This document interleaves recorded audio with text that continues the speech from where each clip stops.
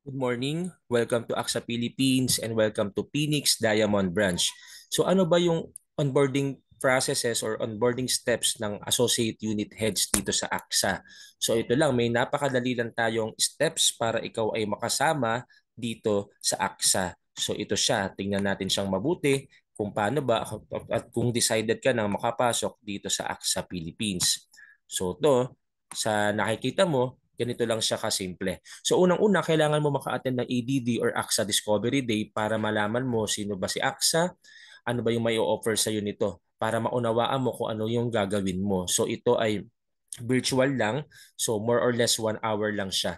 So yun, and then a-attend ka ng Arise 1 and 2, more or less 1 hour lang din yan para maging familiar ka sa company compensation, rewards, and agency initiatives. So dito mauunawaan mo na napakaganda pala at napakadami mo palang makakamit or marireceive na rewards and initiatives.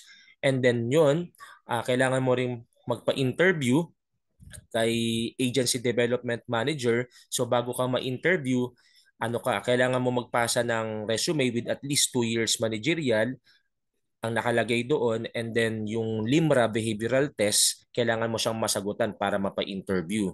And then yon, pwede ka na magbayad ng LMS na 650 pesos, pero kung kasama ka naman sa Fast and Furious, hindi ka na magbabayad ng exam license and LMS, kundi i-deduct na lang ito sa yung performance bonus or allowance. So dito sa LMS na to, nandito yung mga trainings na sasagutan mo para matutunan mo talaga kay AXA, and yung mga tips, strategies kung paano ba gawin ang negosyong ito. So yun ay recommended siya na 2 days to 5 days ay masagutan mo na yung ABC prerequisites. And then yun, mag-take ka na ng exam, pwedeng face-to-face or online, pero usually face-to-face. So tatlo yung licenses, traditional, variable, and non-life.